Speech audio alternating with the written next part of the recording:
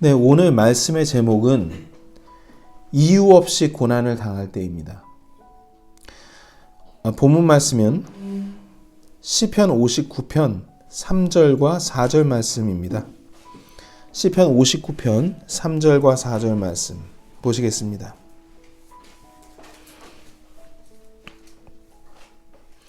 제가 받들어 읽겠습니다.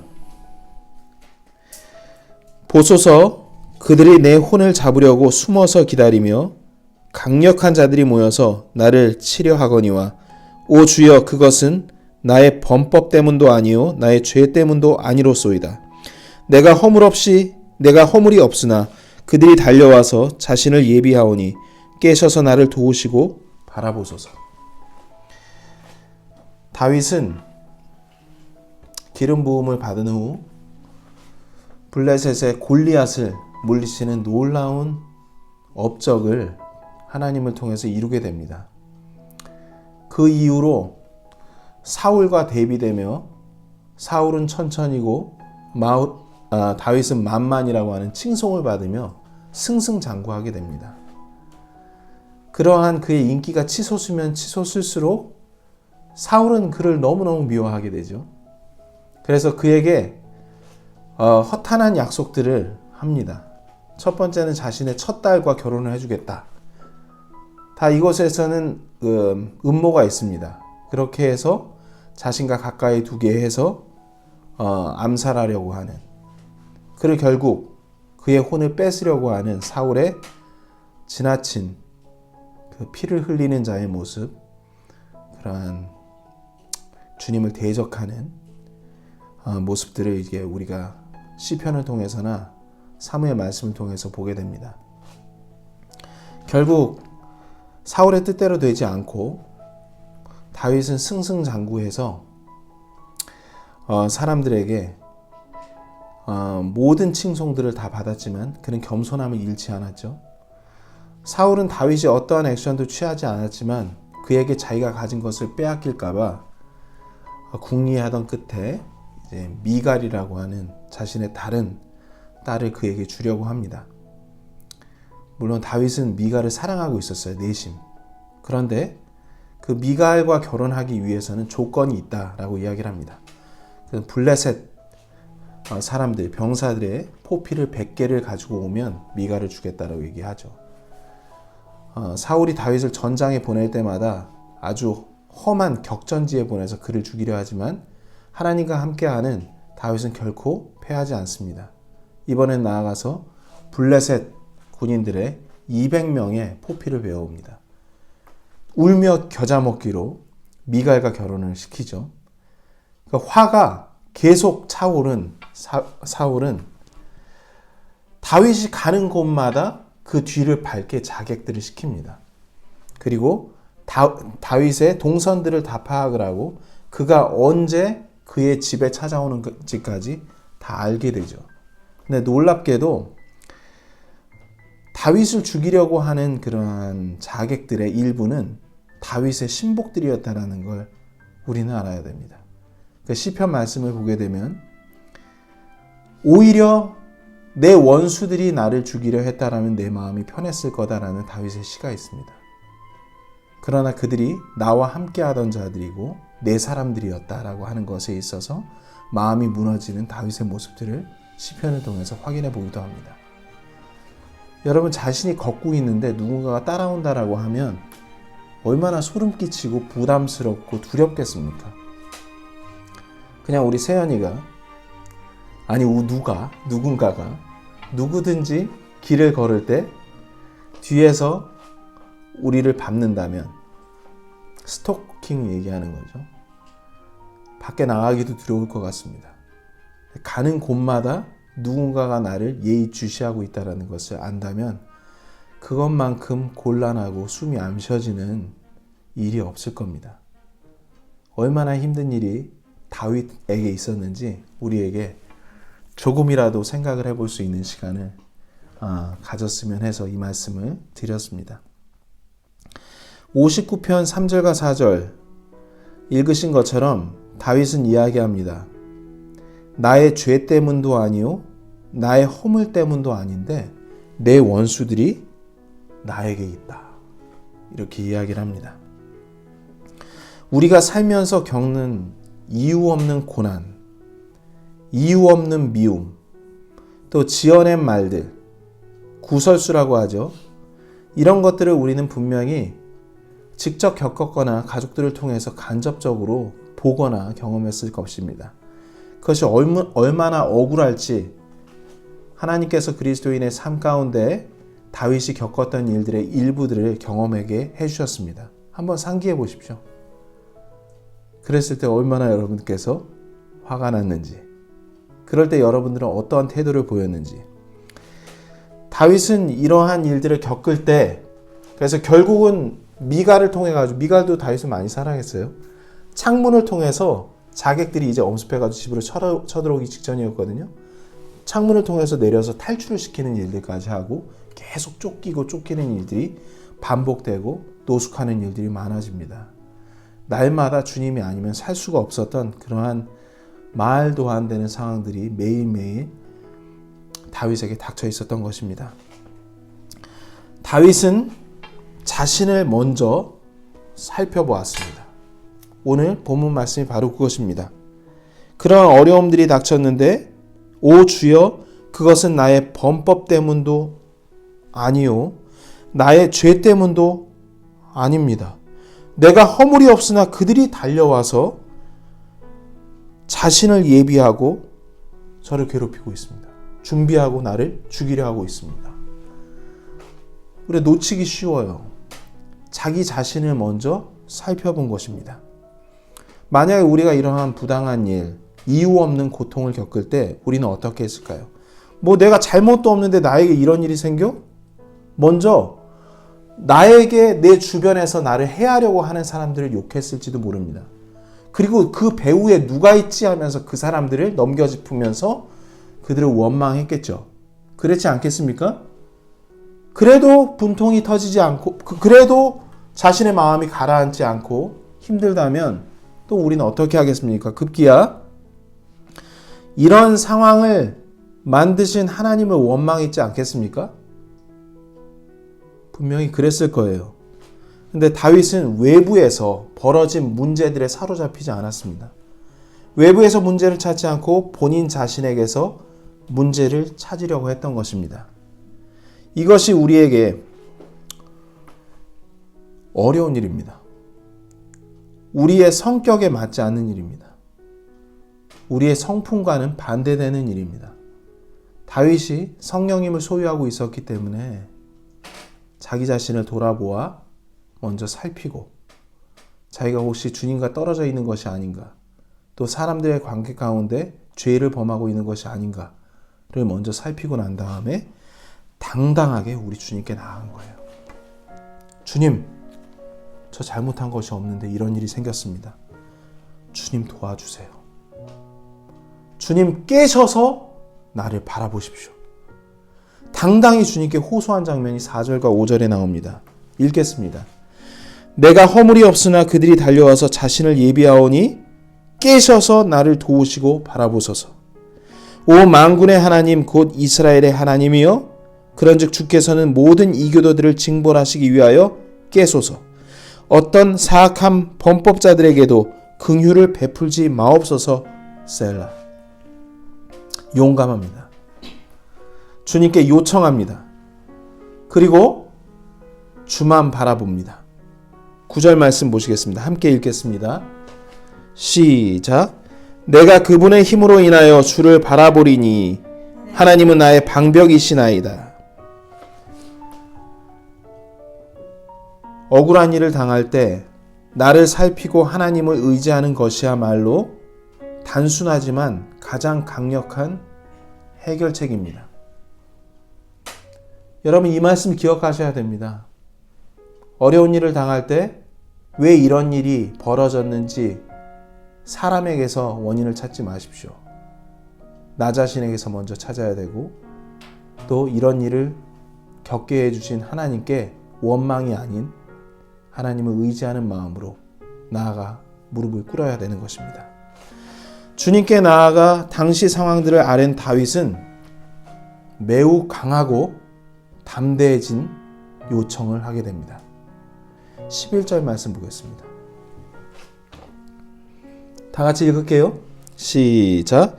그들을 죽이지 마옵소서. 내 백성이 잊을까 염려하나이다. 오 우리의 방패이신 주여, 주의 권능으로 그들을 흩으시고 낮추소서. 이미 상황은 적군에게 자기를 암살하려고 했던 그런 원수의 수하 가운데 있었던 간첩들에게 상황이 유리하게 돌아가고 있었지만 다윗은 정반대의 믿음을 갖게 됐어요. 주님, 그들을 죽이지 마십시오. 이미 다윗의 믿음은 승리했어요.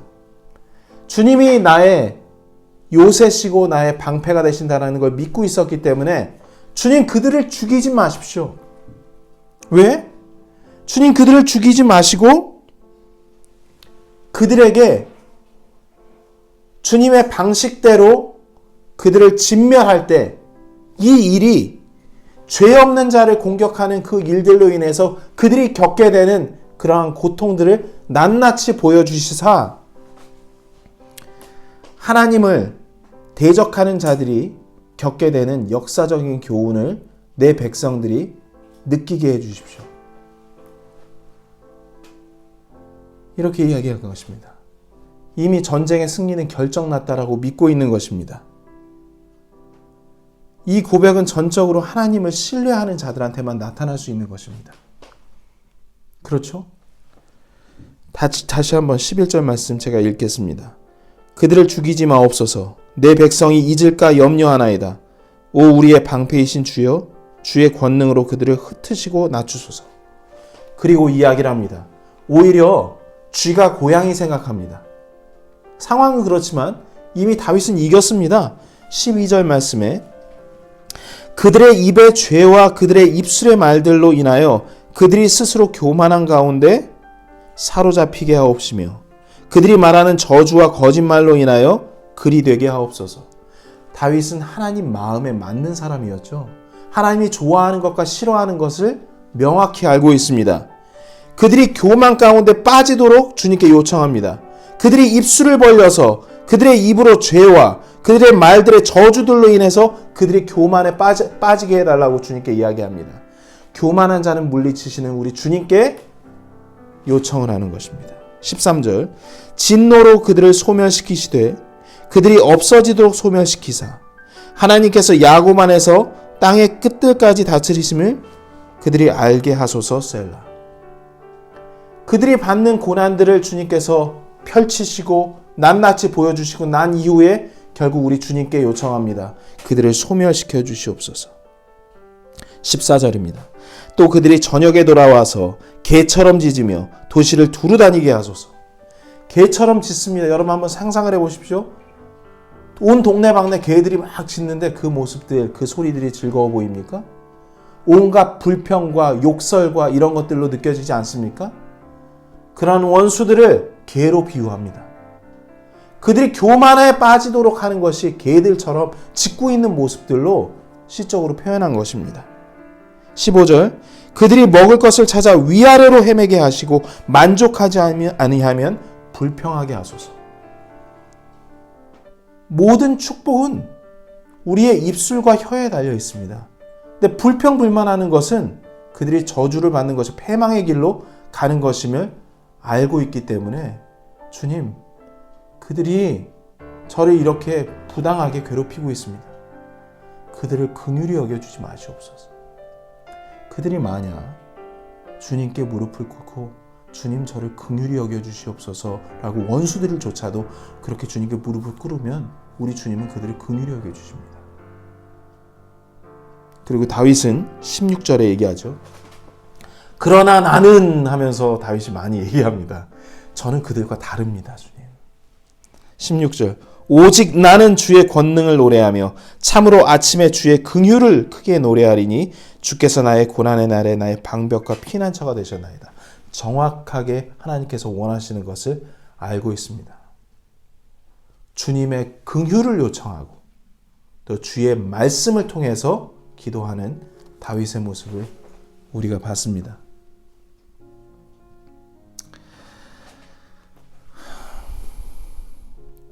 17절 말씀 보겠습니다. 다 같이 한번 읽었으면 좋겠습니다. 시작. 오 나의 다시입니다. 시작. 오 나의 힘이시여 내가 주께 노래하리니 하나님은 나의 방벽이시요 나를 긍휼히 여기시는 하나님이시니이다. 다윗은 자기 자신에게 문제점이 있는지를 먼저 살피고 난 이후에 주님께 달려가서 주님께 호소했습니다. 그리고 담대하게 주님께 요청을 했습니다. 그러고 난 이후에 17절에 그 어려운 상황 바뀐 게 없어요. 그 상황에서 주님을 찬양했습니다. 여러분, 우리 찬양했었나요? 어려운 상황 가운데서 주님을 노래했었나요? 오히려 이런 일을 겪게 하셔서 하나님을 따르게 하신 것을 다윗은 주님의 마음에 합한 자가 되게 하시는 줄 알고 오히려 주님께 나아가 찬양을 한 것입니다. 그 찬양의 이유는 놀랍게도 베드로전서 시편 말씀에 나와 있습니다. 베드로전서 3장 19절 20절 말씀 보시겠습니다. 제가 너무나 사랑하는 말씀입니다.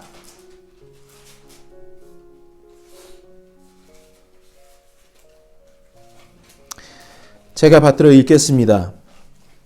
사람이 부당한 일을 당하고도 하나님을 의식함으로 고통을 견디면 이것은 감사할 일이나 너희가 너희 잘못으로 인하여 매를 맞고 참으면 그것이 무슨 영광이냐. 그러나 너희가 잘 행하고도 그것으로 인해 고난을 당하고 끈기 있게 그것을 견디면 이것은 하나님께서 받으실 만한 것이니라. 다윗이 찬양한 이유는 하나님께서 다윗의 인생을 자기가 하는 일들로 인해서 기뻐 받으실 것을 알았기 때문에 하나님을 찬양한 것입니다. 부당한 일을 당했지만 자기 자신을 먼저 살펴봤기 때문에 자기 안에 잘못과 허물이 없다는 것을 알고 이것이 우리 주님께서 받을 만한 것이라는 것을 안 것입니다. 그래서 주님께 기쁘게 나아가 이런 기회를 주신 주님을 찬양한 것입니다. 여러분, 다윗 외에 이런 이유 없는 고난을 받으신 분이 있습니다. 바로 예수님이십니다. 예수님이 이 땅에 오셔서 잘못한 것이 있습니까? 예수님이 이 땅에 죽어 멸망하는 죄인들을 위해서 오셨고 그분의 구원자가 되시기 위해 죽으러 오셨습니다. 예수님께서 오신 것은 바로 우리를 위해 고난받으시러 오셨는데 사람들이 그를 미워하고 돌을 던지길 원했고 참아 볼 수 없는 십자가로 주 예수 그리스도를 처참하게 죽였고 지금은 주 예수 그리스도를 그렇게 미워하고 있습니다. 또 주 예수 그리스도를 따르는 자들을 그렇게 미워하고 죽이려 하고 있는 실정이 더 악화되고 있는 상황입니다. 예수님 아무 잘못도 없으셨습니다. 우리의 죄를 위해 십자가를 지신 예수님을 바라보고 따르는 것이야말로 우리가 걸어야 될 인생입니다. 21절 말씀 보겠습니다. 베드로전서 2장 21절 말씀 보겠습니다. 다 같이 읽겠습니다. 시작.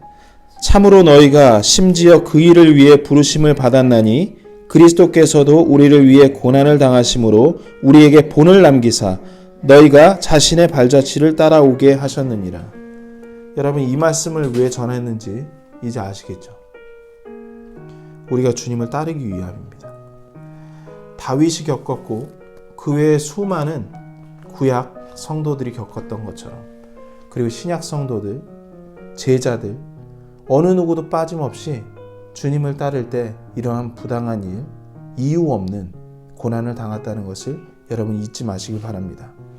다윗과 예수님이 고난을 당하신 이유는 이것입니다. 하나님이 그와 함께 했다는 이유입니다. 이것이 핍박받는 이유입니다. 이것이 이 땅을 살고 있는 우리가 핍박받을 수밖에 없는 이유이기도 합니다. 주님은 우리를 22절과 23절 말씀을 통해서 위로하고 계십니다.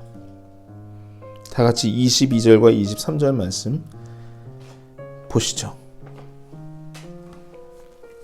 읽겠습니다. 그분께서는 죄를 짓지 아니하시고 입에 교활함도 없으시며 욕을 당하시되 맞대어 욕하지 아니하시고 고난을 당하시되 위협하지 아니하시며 오직 의롭게 하시는 분에게 자신을 맡기시고 예수 그리스도께서 먼저 하셨습니다. 하나님께 자신을 맡기고 하나님께 모든 심판을 맡기셨습니다. 우리 또한도 먼저 가신 예수 그리스도처럼 예수 그리스도의 그러한 모형이 됐었던 다윗처럼 이런 부당한 일을 당할 때 우리 주님께 먼저 나아가 요청하는 그러한 지혜, 우리의 육신에 치우쳐서 우리가 나서지 않고 내가 아니라 그리스도께 나아가는 그런 지혜, 그것이 우리에게 있어야 되는 것입니다. 부당한 일을 당할 때 문제 앞에서 이제 낙심하지 마십시오. 하나님을 결코 원망해서는 안 됩니다. 오직 하나님만 바라보고 의지하는 우리가 되라고 하나님께서 우리에게 직접 말씀해 주고 계십니다. 오히려 주님의 길을 걷게 해주신 하나님께 찬양하는 우리 교회가 되기 원합니다.